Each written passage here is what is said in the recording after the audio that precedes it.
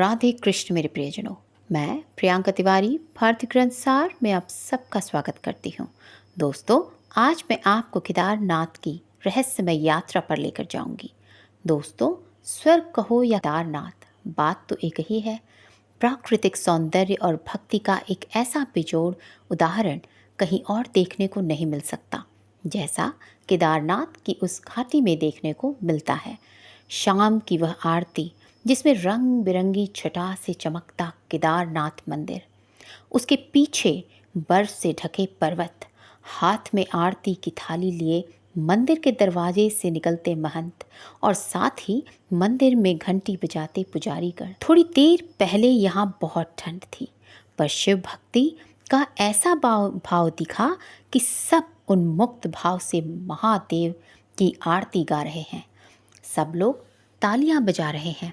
कुछ की आंखों में तो आंसू है, तृप्ति के, खुशी के, सब कुछ पा लेने के, और भाव सब कुछ छोड़ देने जैसा। कुछ कुछ शिव जैसा भाव, निर्मोही। आरती की समाप्ति के बाद हर हर महादेव के उद्घोषों से गूंजती केदारनाथ घाटी। ऐसा प्रतीत ही नहीं होता कि आप भूलोक में हैं। 5 केदारों में से सबसे महत्वपूर्ण केदारनाथ की यात्रा करना लगभग हर भारतीय का स्वप्न है, और यह किसी एक विशेष आयु वर्ग तक की ही सीमित नहीं है। युवा हो या बुजुर्ग, पुरुष हो या स्त्री, हर कोई चाहता है शिव का सानिध्य, हर कोई चाहता है केदारनाथ की यात्रा। आज हम चलेंगे उस अनन्य धाम की यात्रा पर, जिसे उत्तराखंड के 4 धामों में से एक और भगवान शिव के 12 ज्योतिर्लिंगों में से एक होने का सौभाग्य प्राप्त है। तो चलिए शुरू करते हैं आज की कहानी, जो आपको लेकर जाएगी रहस्यमय केदारनाथ की यात्रा पर। हिमालय की ऊंचाई पर बसा एक मंदिर जिसका नाम है केदारनाथ, जो स्वयं भगवान शिव का धाम है। क्या आपने कभी सोचा है कि मंदिर उस स्थान पर स्थित है जहां इंसानों की सांसें भी जवाब देने लगती हैं?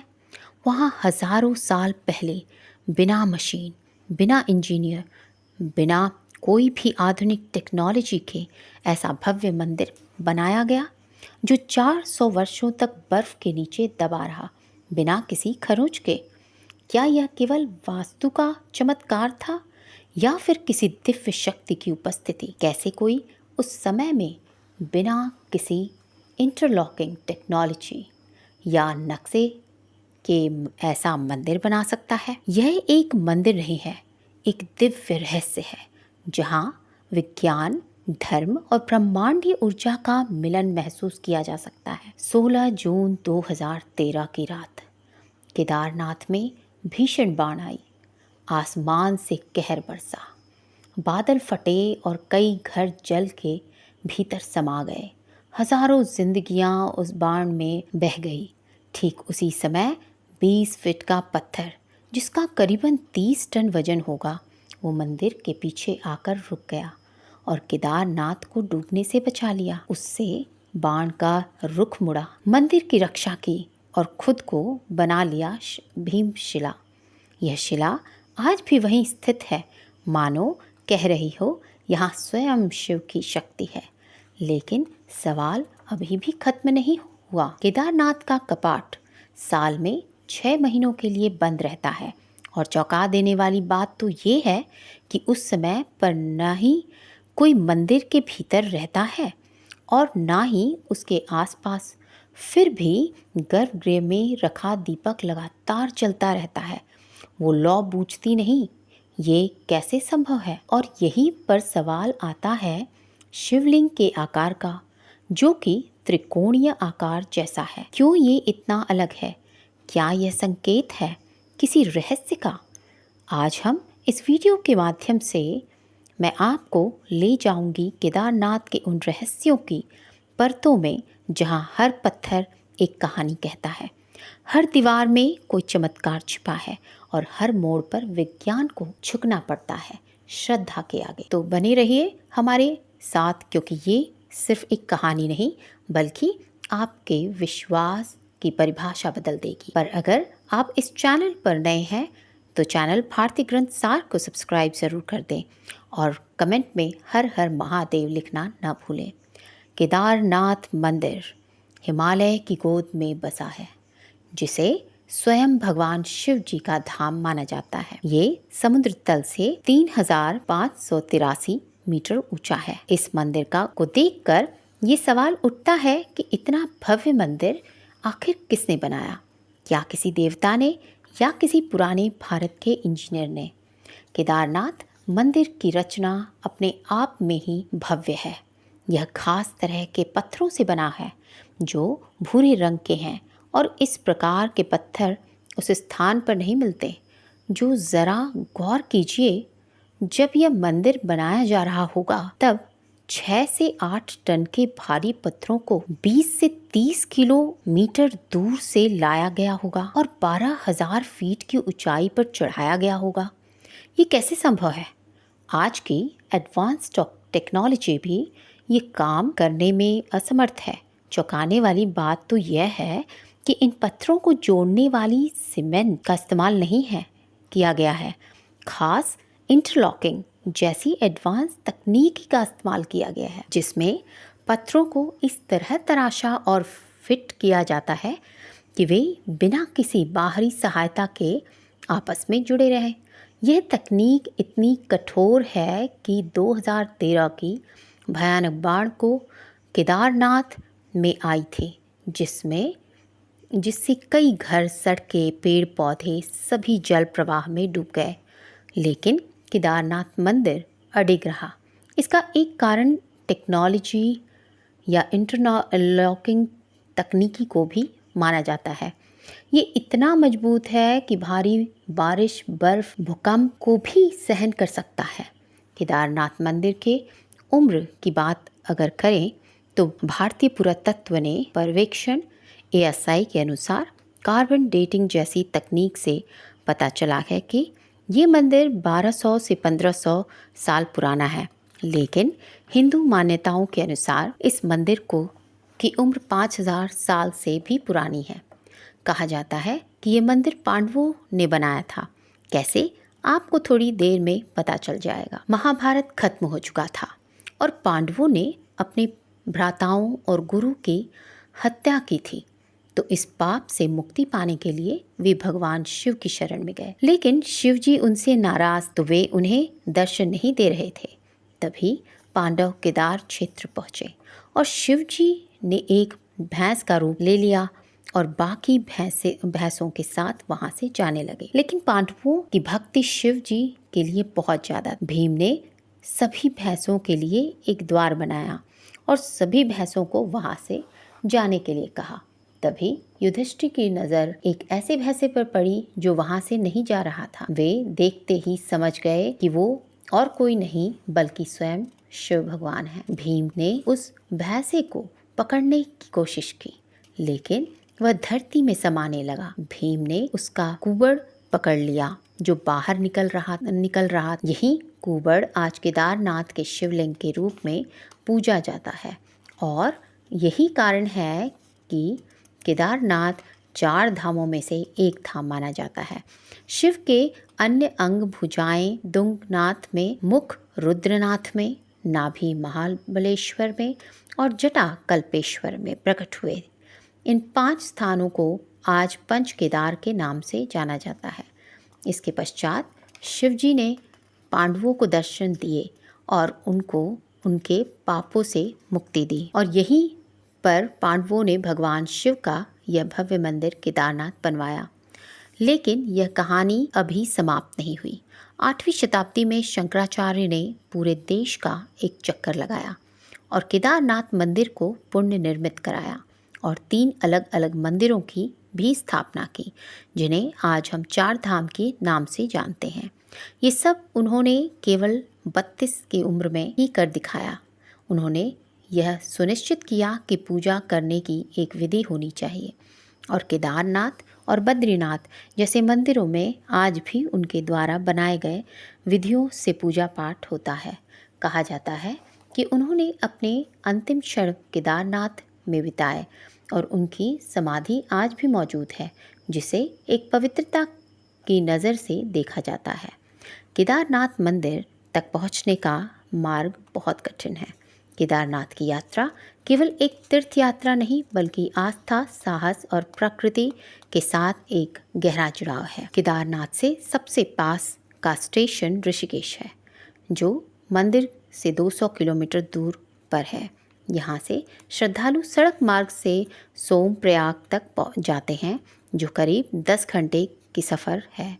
सोनप्रयाग से आगे निजी वाहनों की अनुमति नहीं है, इसलिए यात्री सरकारी जीपों से 5 किलोमीटर का सफ़र तय करते हैं और फिर शुरू होती है 16 किलोमीटर की कठिन पैदल यात्रा। मंदाकिनी नदी के किनारे बर्फीले पहाड़ों के बीच यह यात्रा हर श्रद्धालु के लिए एक अनोखा अनुभव है। केदारनाथ अपने बनावट और दिव्यता के लिए पूरी दुनिया में लोगों का ध्यान अपनी ओर खींचता है। Wadia institute of Himalaya and geology के अनुसार 400 सालों तक यह मंदिर बर्फ के नीचे दबा रहा, फिर भी एक भी खरोंच नहीं आई। 2013 में भयानक बाढ़ में को मंदिर ने सह लिया, भीमशिला की मदद से, जिसने आने वाले जल प्रवाह को 2 भागों में बांट दिया था। तो अब तक हमने मंदिर के निर्माण और पौराणिक कथा के बारे में जान लिया।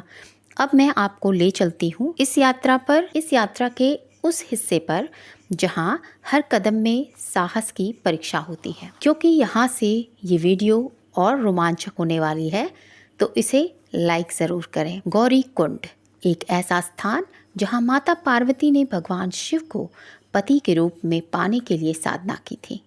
इसे यही यात्रा का सबसे चुनौतीपूर्ण हिस्सा माना जाता है। गौरीकुंड केदारनाथ यात्रा का आधार शिविर माना जाता है और यहीं से शुरू होती है 16 किलोमीटर की कठिन पैदल यात्रा, जो हर श्रद्धालु के धैर्य और भक्ति की परीक्षा लेती है। यह मार्ग कठिनाइयों से भरा है। यह एक शंकरा और चट्टानों से भरा मार्ग है। श्रद्धालु इस शंकरे रास्ते पर धीरे धीरे आगे बढ़ते हैं, लेकिन भक्ति के लिए यह एक बड़ी ही छोटी कीमत है। जैसे कि आप केदारनाथ के प्रांगण में पहुंचते हैं तो सारी थकान, सारी चिंता एक पल में दूर हो जाती है। हिमालय की बर्फीली चोटियों के बीच मंदाकिनी नदी के मधुर स्वर के साथ यह मंदिर अपनी आध्यात्मिक ऊर्जा से हर यात्री को एक अनोखी शांति और शक्ति देता है। जैसे कि आप मंदिर के मुख्य द्वार पर पहुंचेंगे, आपको कई हजार भक्त दिखेंगे जो हर हर महादेव का नारा लगा रहे होंगे। आप भी अगर सच्चे भक्त हैं शिव जी के, तो कमेंट में ज़रूर हर हर महादेव लिखिए। मई और जून के महीने में तो संख्या हजारों से बढ़कर लाखों तक चली जाती है। जैसे ही आप मंदिर में प्रवेश करते हैं, आपको पूरे वातावरण में दिव्यता दिखाई देती है और आपका सामना होता है त्रिकोण आकार के पवित्र शिवलिंग का। मान्यता है कि यही वह कुब्बड़ है जो भगवान शिव ने पांडवों को दर्शन देते समय प्रकट किया था। सुबह 4 बजे, जिसे ब्रह्म मुहूर्त भी कहा जाता है, उसी समय शिवलिंग का भी अभिषेक और पूजा की जाती है और मंदिर को खोला जाता है। शाम 7 बजे भोलेनाथ की आरती होती है, जिसमें लाखों की मात्रा में भक्त इकट्ठा होकर साधना में लीन रहते हैं। ये तो हुई सामान्य चर्चाएं, परंतु इस मंदिर में कई रहस्य छुपे हैं कि विज्ञान और वैज्ञानिक भी नहीं सुलझा पाए हैं। 1300 से 1800 ईस्वी सदी के बीच आइस एज हुआ था, जिसका नाम तो आपने सुना ही होगा, जब पूरी पृथ्वी पर केवल बर्फ थी।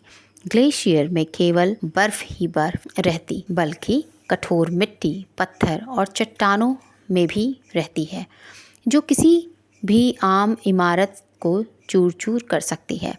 लेकिन 400 साल बर्फ में दबे रहने के बाद भी इस मंदिर में एक खरोंच तक नहीं आई। जब बर्फ पिघली तो मंदिर वैसे का वैसा ही था। वैज्ञानिक कहते हैं कि मंदिर की इंटरलॉकिंग तकनीक, जिसे मैंने आपको पहले ही समझाया है, इसी तकनीक के कारण मंदिर ने बर्फ के दबाव को सहन कर लिया होगा। केदारनाथ पूरे साल में केवल 6 महीने खुलता है, अक्षय तृतीया से भैया दूज तक। बाकी 6 महीने बंद रहता है, क्योंकि इतनी भारी बर्फबारी में किसी इंसान का वहाँ जाना खतरे से खाली नहीं है। मान्यता है कि इस दौरान यक्ष और गंधर्व स्वयं भगवान शिव की पूजा करते हैं और इस बात का सबूत भी है। जब मंदिर को खोला जाता है तब गर्भगृह में फूल, बेल पत्र, पूजा की सामग्री बिल्कुल ताज़ा अवस्था में मिलती है, मानो अभी किसी ने पूजा की हो। लेकिन सबसे बड़ा चमत्कार है अखंड ज्योति, जो मंदिर के गर्भगृह में बंद होने से पहले जलाई जाती है। यह ज्योति बिना किसी देख रेख में 6 महीनों तक लगातार जलती रहती है। बाहर के वातावरण में कोई इंसान भी जम जाए, यानी -20 डिग्री का तापमान, कई फीट मोटी बर्फ और बंद मंदिर में हवा का कोई संचार नहीं, फिर भी यह दीपक कैसे जलता रहता है? घी खत्म क्यों नहीं होता? विज्ञान के पास इसका कोई जवाब नहीं है। भक्त इसे भगवान की दैवीय शक्ति मानते हैं जो इस दीपक को प्रज्वलित रखती है। एक कहानी जो आपको सोचने पर मजबूर कर देगी कि केदारनाथ मंदिर सच में चमत्कारी मंदिर है। कई सौ साल पहले एक भक्त 2 महीने पैदल चलकर भगवान शिव के दर्शन करने को आया था। तब ना ही कोई सड़क थी, ना ही कोई रेल का साधन। लेकिन जब वह मंदिर पहुंचा तब देर हो चुकी थी। पुजारी मंदिर के कपाट को बंद कर रहा था। निराश भक्त ने कई विनती की, लेकिन पुजारी नहीं माना। निराश भक्त वहीं बैठ गया। रात की कपकपाती ठंड और भूख से भक्त का कांप रहा था। तभी एक अंधे अघोरी वहां आया, जिसके हाथ में त्रिशूल था और डमरू। उसने भक्त को खाना दिया और आग जलाई। सुबह होने के बाद भक्त ने देखा कि मंदिर के कपाट खुले हैं। वो हैरान होकर पुजारी से पूछने लगा कि यह कैसे संभव है। तो पुजारी ने कहा कि 6 महीने के बाद आज कपाट खोले जा रहे हैं।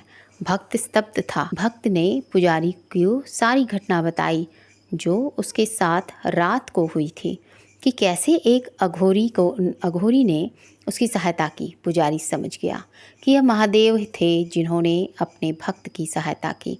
केदारनाथ के पुजारी भी इस भव्य कहानी का एक हिस्सा हैं। इन्हें रावल कहा जाता है और ये कर्नाटका के उडुपी जिले के वैश्य ब्राह्मण समुदाय से आते हैं। पीढ़ी दर पीढ़ी ये वैदिक विद्वान मंदिर की सेवा करते हैं। रावल के साथ सहायक पुजारी भी होते हैं जो पूजा अर्चना और अनुष्ठानों में सहायता करते हैं। पूजा करने की भी एक विधि रहती है। सुबह ब्रह्म मुहूर्त के समय शिवलिंग को पवित्र जल से स्नान कराया जाता है। घी का लेप लगाकर आरती की जाती है। शाम में शिवलिंग का विशेष श्रृंगार किया जाता है, जिसे भक्त दूर से देखते हैं और शिव जी का दर्शन करते हैं। क्या आपको ये पता है कि केदारनाथ मंदिर का एक गहरा रिश्ता रामेश्वरम मंदिर से भी है?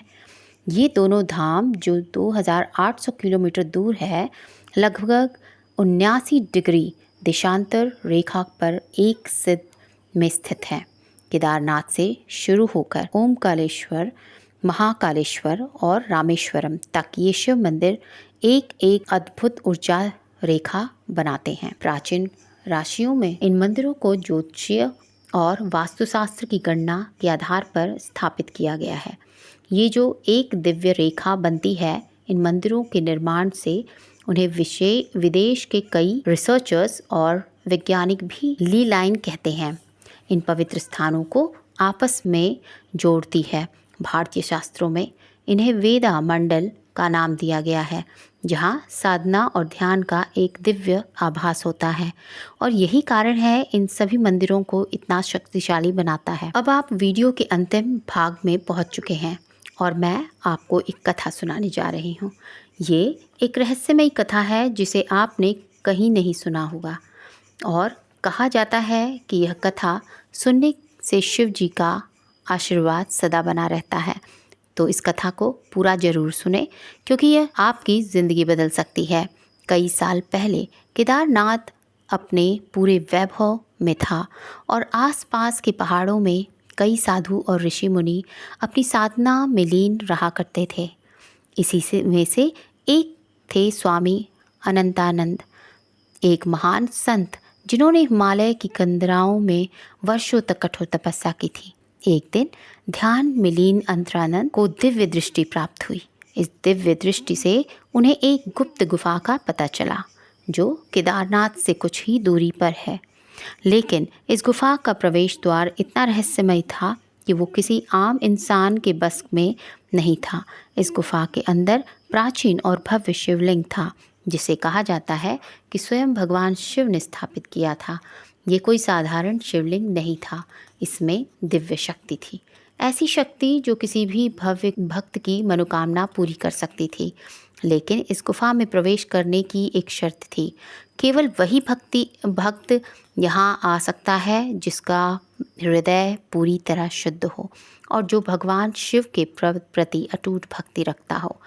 ये राज किसी को नहीं पता था, केवल अनंतानंद को के शिष्य हरीश को छोड़कर, क्योंकि स्वयं शिव जी ने ही स्वामी अनंतानंद को इस रहस्य से अवगत कराया था।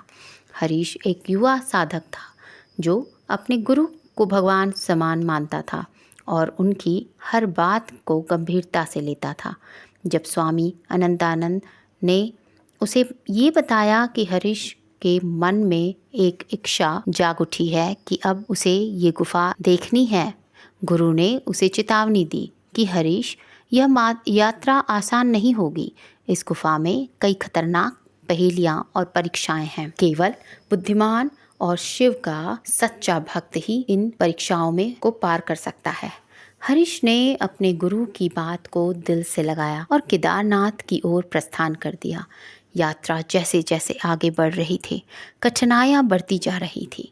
हिमालय के ऊंचे पहाड़, भीषण ठंड, खतरनाक जानवर, मानो हर कदम पर एक नई चुनौती थी। लेकिन हरीश की भक्ति और दृढ़ संकल्प ने उसे हिम्मत दी।